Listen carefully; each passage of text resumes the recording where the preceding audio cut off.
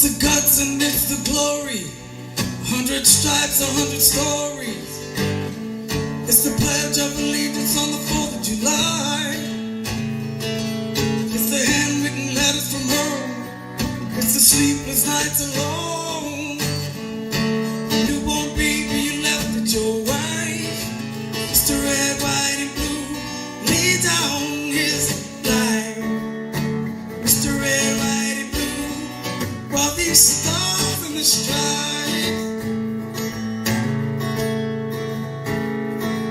From the hills of Indiana, from the swamps of Louisiana, to the golden coast of California.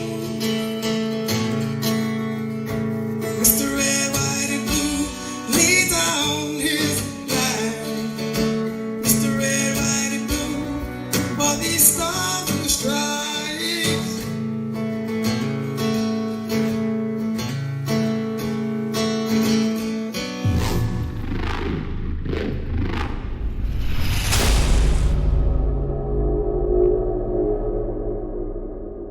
Battle on the Homefront TV. Make sure you subscribe on YouTube. Here with Casey Troutman, the movie director. What's up, brother? What's going on, man? Just hanging out. Yeah. Hanging out. Yes, sir. How are you? I'm good. Good. Let's get a little bit of time in service, and then we'll get into the mission and what we're doing together. And I'm super grateful and proud to be a part of what you're doing as well. So. Absolutely. So first off, time in service. I did 6 years Army Guard. I was going to go active, but I was living with my grandfather at the time, and whenever I was making that decision, his health started declining. And so I was like, well, I don't know what I'm doing because, you know, basketball was my whole thing in high school, and then I messed my knee up a little bit. And I was like, well, school, that ain't it right now. And so I decided to take that route, and I was blessed enough, you know, to stay at Fort Sill for basic AIT, and that's where my unit was. Artillery? Yes, sir.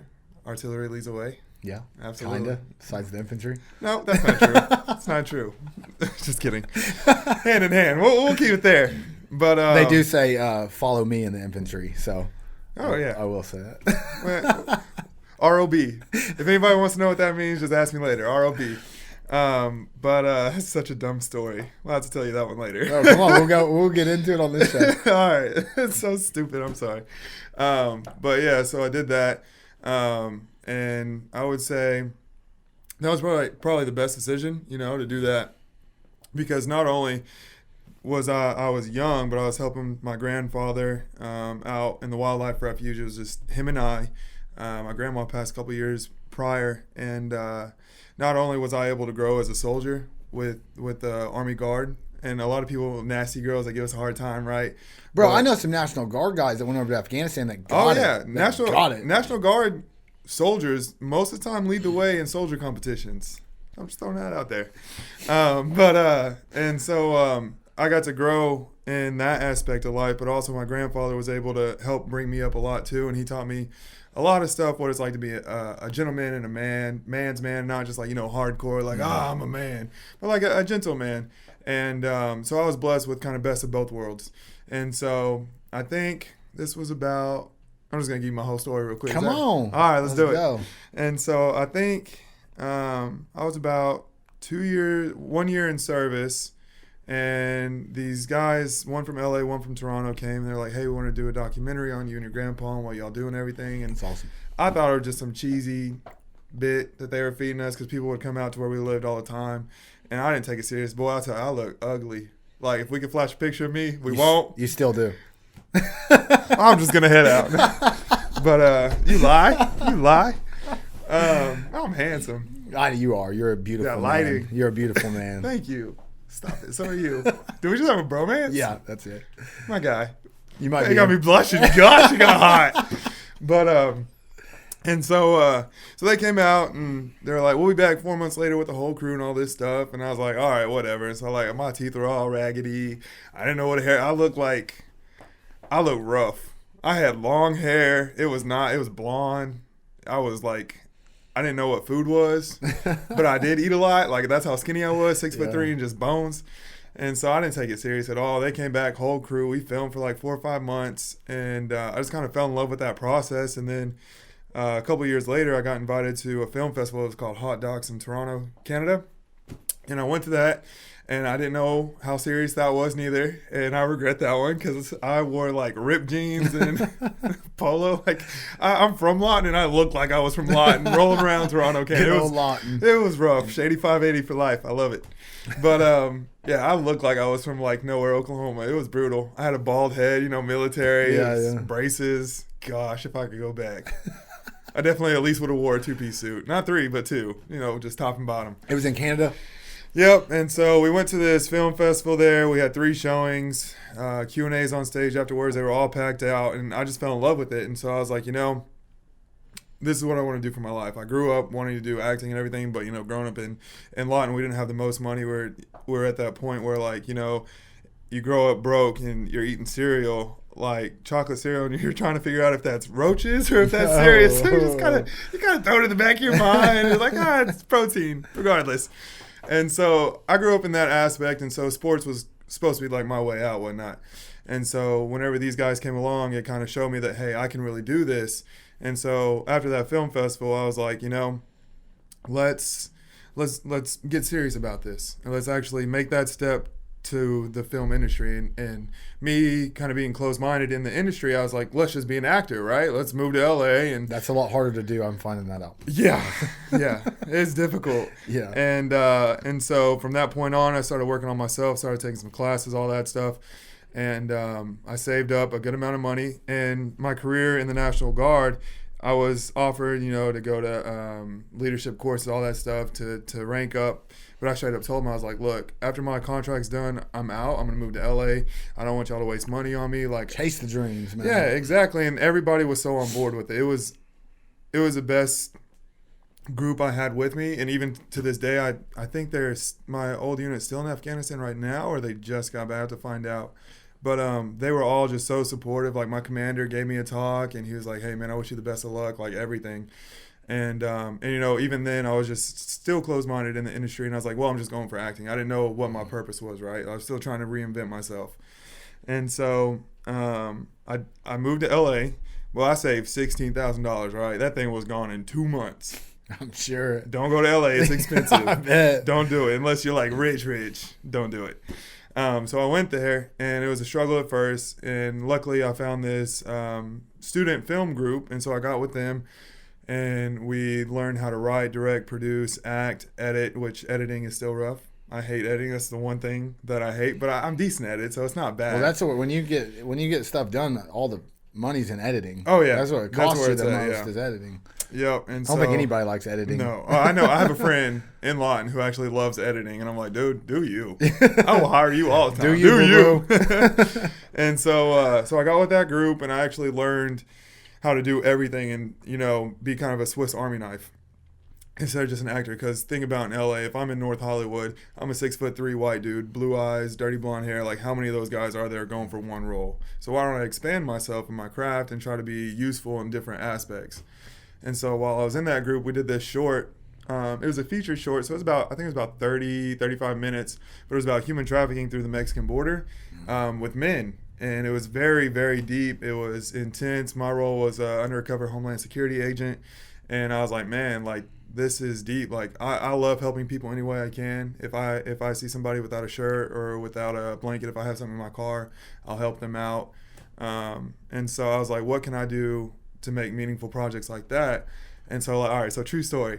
So I was thinking after this, like, what can I do that's meaningful and deep? And so I'm sitting on the toilet one morning before work. It's like 4:45 in the morning. I worked at a gym, and I'm sitting there.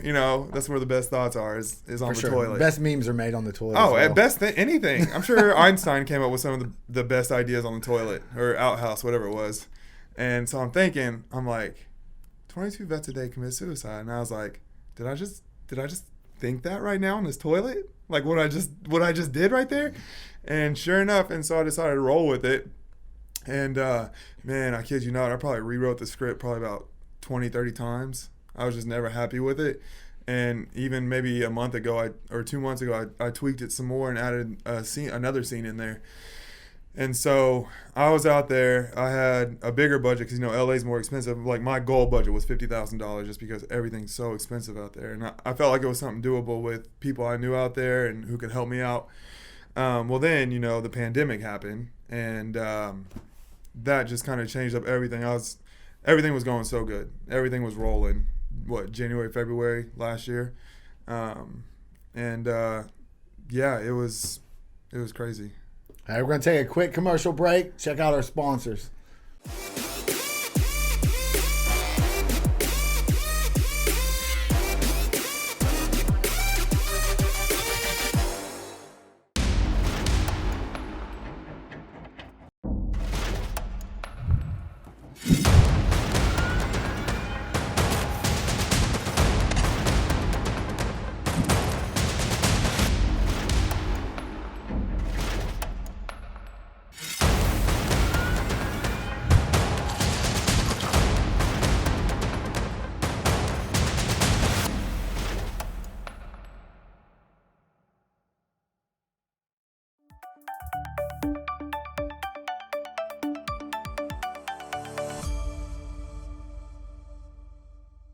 This is Brian Prater, owner of Prater Roofing and Construction.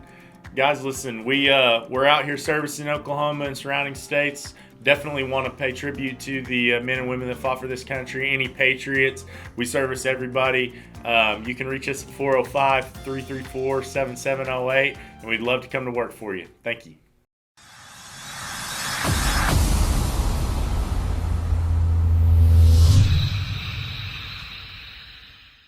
Battle on the Homefront TV. Make sure you subscribe on YouTube. We're back. Send it. So, toilet. So I had that idea, and the pandemic had started up, and I was depressed. I was sitting at about 220, 225. I was playing Call of Duty every day, just chilling. Like, I didn't know what to do. LA was completely locked down. I didn't even want to think about filming. I didn't want to think about a script or anything, right? And so I finally came to a point. I'm not a big drinker, right? But I was drinking quite often in the evenings. And, like, I don't even think I started drinking until I was like 22, right? And so this was very abnormal for me. And honestly, I would say I was depressed for a little bit. It was awful, which I'm sure a lot of people were when this happened. And so I was like, this is kind of a selfish attitude to have. Let's shake this off. Let's get back to it. I ended up losing 40 pounds in 6 months. I just started running. I would hit Malibu, hit the beach, go to the mountains, whatever. And I got back into my script, and I started tweaking it, fixing it, calling up some friends, put some posts out on Facebook like, hey, who had this experience? Like, there's, for example, I won't give it away, but for example, there's a Dear John note in the film. And so I reached out on Facebook, just an open post like, hey, if anybody's dealt with this, hit the DM. Let's talk about it. Tell me your experience. Because a lot of this stuff I haven't faced in my life. And so I did all the research necessary to try to get in the mindset of that, which I will never 100% understand. So I reached out to a lot of people, and it's crazy how everything happened that led me back home. It just blows my mind, because I was set to get my own place in LA. We had opened back up for 2 weeks, the gym I worked at, and we had opened back up for 2 weeks. It was the dumbest thing ever. Side story. They made us people wear gloves and masks and sanitize the gloves when you're working out. It was the dumbest thing ever. I'm out, bro. I was out. That's why I'm here. Yeah. And so just to get away from that a little bit, I went to Florida for a month, visit family, just hang out, enjoy. And so I had some money saved up to go back to LA. And then I got the call that said, hey, we're not opening again for a long time. And so I was like, all right, well, I'm just going to go to Oklahoma. Life is semi-normal there. And God bless Oklahoma. And so I was like, let's just do it. And at first I was kind of defeated. Like, man, I didn't want to go back home until I felt like I was ready. And I feel like the pandemic kind of pushed me back here. Mm-hmm. But it's one of those things you don't realize what's going on until you take a second to reflect on it a month or two down the road. And I realized that, like, coming back here was the biggest blessing ever. Just because, I was back surrounded with friends, family, which I have friends and family out there, but people you grow up with, and my dad's here too. And yeah, good support system. Yeah. And it was a huge blessing that I found out, like, hey, life is normal here for the most part. Let's go ahead and take advantage of this. Let's get back in this script. Let's fix it up, go meet with some old friends, really dive into it. And so that's what I did. And then there was a point where I was pretty stagnant in this short film, the 22. And so I hate being stagnant, and I hate it. I hate not doing anything. And so, especially... I'm the same way, dude. Oh, yeah. Like, in LA, being in LA for the last 3 years, like, it makes you drive. It gives you that drive. Like, people say, like, oh, the big city hustle. Like, that's a real thing. Like, life is quick. You got to go with it. And so I was like, what can I do to keep that same energy here in a slower Oklahoma? Like, life is just slower here. And so I was like, all right, well, I did this comedy show. I do not do stand-up. I was gonna say I do not do stand-up. let me say that right now. You filmed it, or you were in the comedy show? I was in the comedy show. It was kind of like, it was called The Bro Show Live, and it's pretty much Whose Line Is It Anyway, but the adult version where people are drinking. Okay. And we're on stage. There's 4 of us. It was a mess, but it was hilarious. And so we were doing that, and I was telling a friend of mine, and I was like, you know, man, I really want to bring film home to Southwest Oklahoma a lot. And so I had this idea, and I was like, what if people had a 48-hour film challenge here? Like, do you think people would do it? And he's like, yeah, like, you should do it. And so it was just a BS idea. And so I started thinking about it. I was like, well, I'm stagnant here. What can I do to progress myself and try to reach that goal of bringing film into Southwest Oklahoma? And so I got in touch with a lady in Norman who was doing the nationwide 48-hour film festival. And so I could learn, you know, I set myself. When I set myself, I'm going to do something, I'm going to do something. Ain't nothing going to stop me besides the pandemic. And that only stopped me for a couple months. But I was acting in that, and it gave me an idea to see, like, how it's run with COVID and what all the rules and regulations are, like, exactly step by step how you do a 48-hour film challenge, right? So I did that. And then me and the lady started talking, and I was like, she's like, so what do you do? Like, what were you doing in LA? What are you doing back here? I was like, oh, well, my big project is 22 vets a day commit suicide. And I'm kind of stagnant, so I wanted to do this. And she put me in touch with Major Ed Polito and to go ahead and try to get that ball rolling to see if he could help out anyway. And so just going back to that, you know, it's been a blessing to come back home just because I never would have thought I'd be where I am right now. I mean, I took that 48-hour film challenge and I created an entire 48-hour film challenge in Southwest Oklahoma from scratch. I didn't know what I was doing. Fake it till you make it. YouTube is the best thing ever. Yeah. Books are the best thing ever. Read, research. It's like one of those things a lot of people say, like, the most successful people are self-taught. And I believe that to the fullest. Like, I tried college. You know, math is a nightmare. If I go back in time and say, look, dude, don't do this. X is not a number. X is not a number. Neither is Y. Don't do it. Just keep it simple. I would definitely tell that man that. Whoever did that. I don't know. I should probably know. Not good. But, yeah. And so it's just, shoot, I started talking about numbers. It got me confused. I hate numbers, dude. But, yeah, it's just been a huge blessing. And it's like, to go and do that film festival from scratch, to try to bring in film. And, like, my goal with that is I was able to get $1,500 in sponsorship all in a month and a half. That's good. Had a theater I got for free. I got the National Guard involved. I had T-shirts, 3D printed trophies. First place had cash prize, sponsorship deals, T-shirts. Second place the same, third place the same. Like, my goal with that was maybe these guys can submit a film, win my film festival, give them the confidence to take it elsewhere and submit, and then maybe bigger producers will be like, yo, where was that filmed at? That's beautiful. Or where is that? Like, oh, that's Southwest Oklahoma. Like, we have everything there. Like, so does Oklahoma just in general. And so that's my goal, is to bring film back here. That's awesome. Yeah. And so it's kind of crazy just how everything's happened. And then that just kind of catapulted me into talking with Ed. And, like, who would have thought, it's like, even just now thinking about, like, who would have thought me coming up with an idea of starting a film festival in Lawton, Oklahoma, would have led to catapulting me back into 22 short film. Like, it's crazy how everything happens, and here I am today. Like, I got you as our main actor, and your story is my main character of the short, and it's just like, everything just happens for a reason. I'm a firm believer in that, and I'm so stoked to see where this goes. As am I, for sure. Yeah, and so we'll see, man. I don't know. It's just it's crazy. Like, there's no words for it. Yeah, acting is you know, I mean, that's, and first of all, I'm like my worst critic, right? I think a lot of us are anyways, and so, but I know the power of editing. So I know it. I don't like it. I don't choose it. No, I'm excited too. I think and not to give any secrets away about the script, but I think it's a powerful story, and it's real. It's real, and I can tell, even on the trailer though, like after we shot the trailer, bro, I was exhausted mentally. Like, and it, I get it, right? Like, so, and it resonates. I know it will. I know the film is powerful and the script is right on track. And I think it's going to help people and raise awareness. And I'm definitely excited to see what all we do in the future. Right. I need to get Chris Hemsworth to play my double and some stuff. You know, but I don't see why he wouldn't. Chris, don't be holla like at me. that. Don't be Holla. like that. I need a stunt double. Look at this man. I'm pretty sure he looks better than you. Well, just do it. It's not for us. It's for the guys. Be good. What other projects are you thinking, and what else are we gonna do? We're gonna talk about that right after Kylie said break time. Hey, check out our sponsors.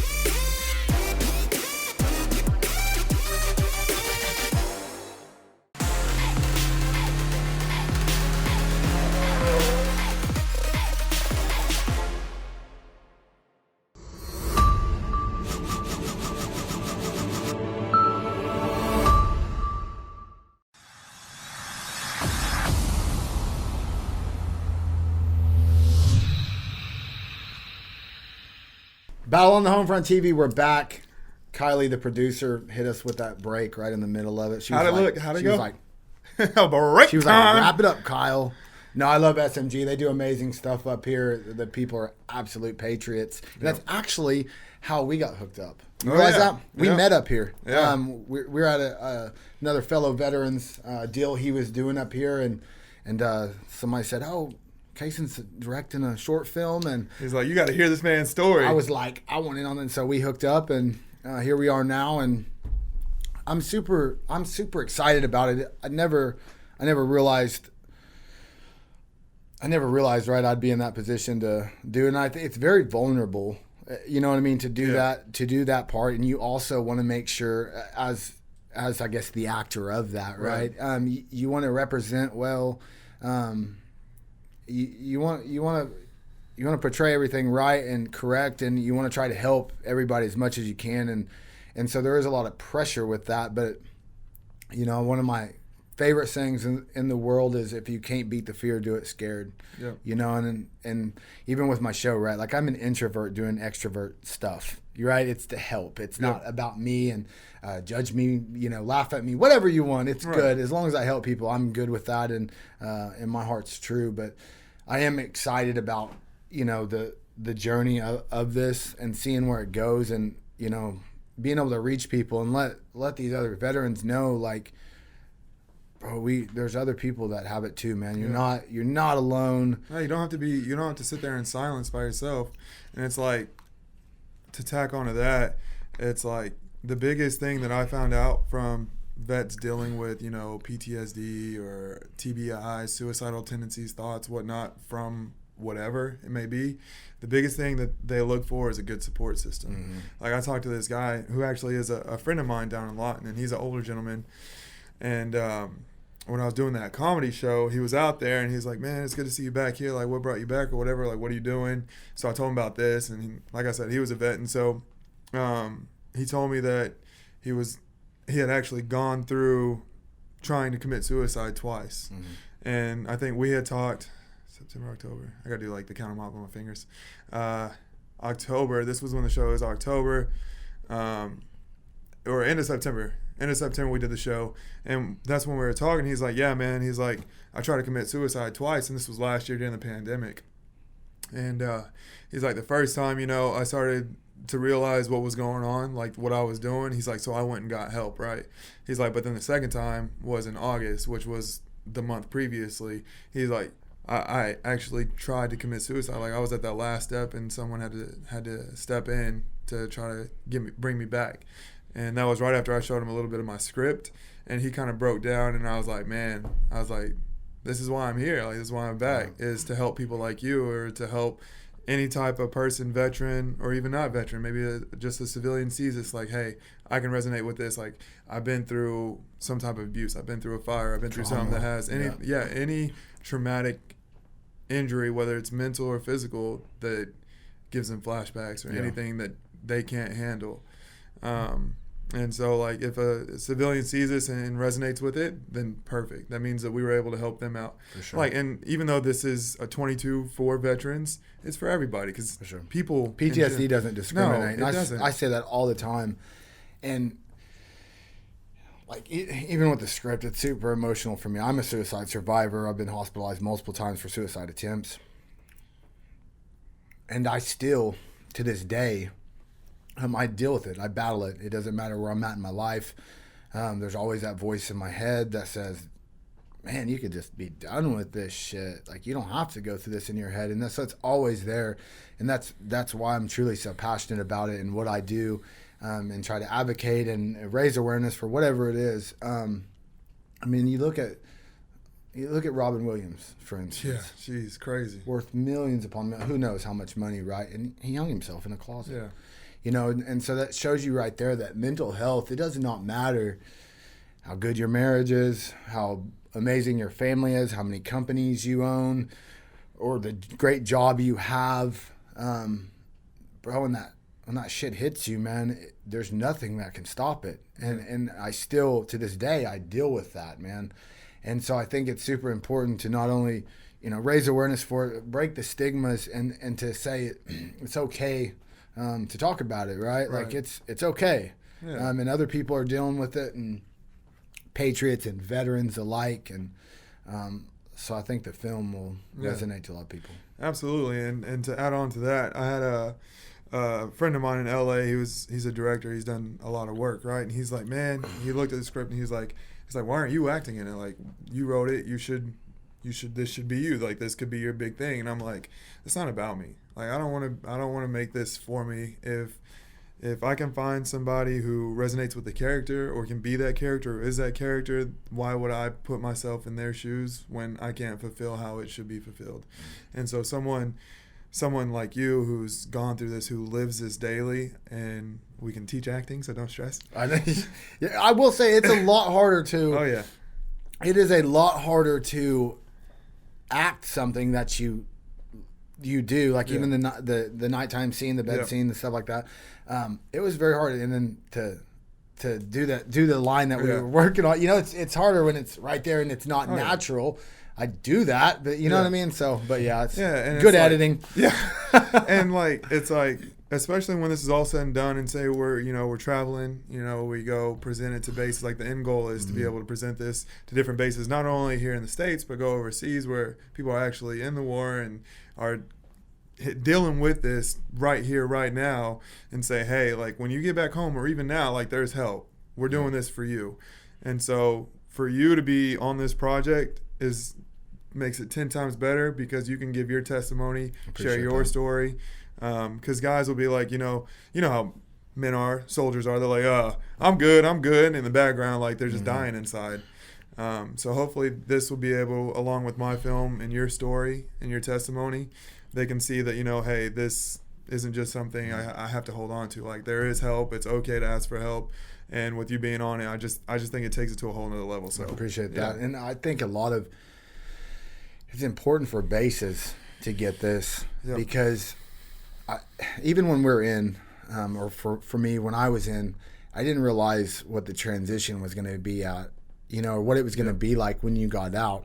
And so I think that's a very crucial time for that soldier, that veteran that's out now.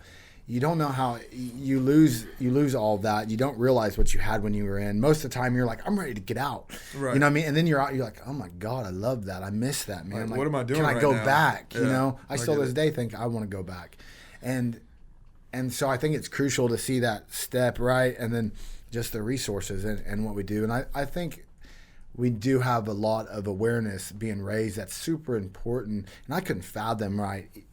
Let's go way back, right? It's World War II, Korea, Vietnam.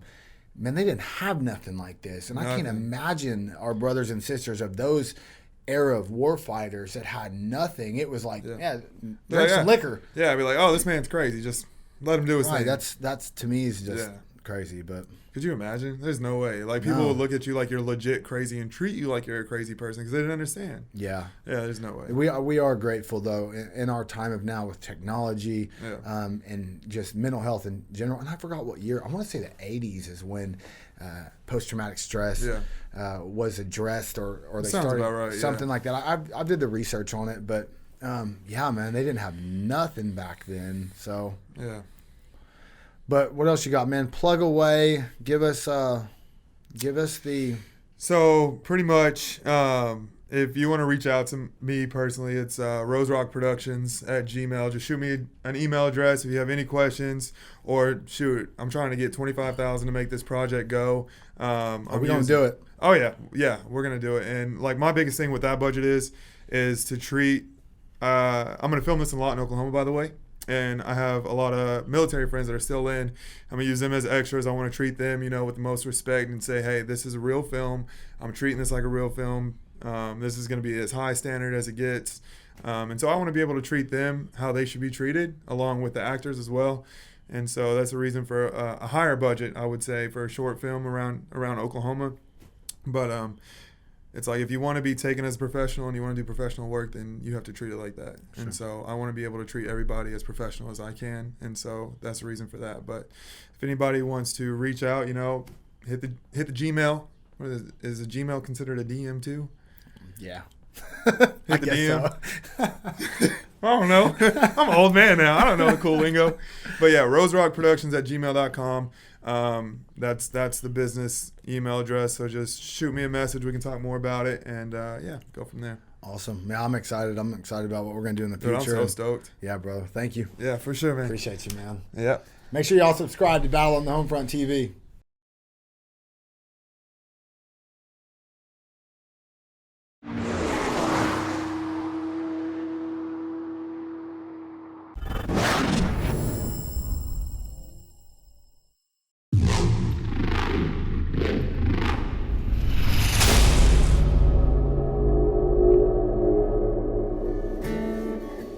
It's the guts and it's the glory. 100 stripes, 100 stories. It's the pledge of allegiance on the 4th of July. It's the handwritten letters from home. It's the sleepless nights alone. Newborn baby you left at your wife. It's the red, white, and blue lay down his life. Mr. Red, White, and Blue, while these stars in the stripes.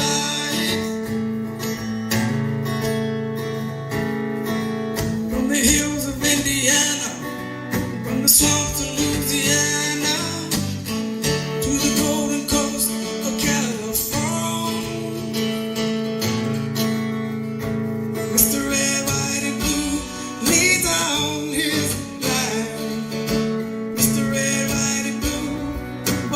strive and strive.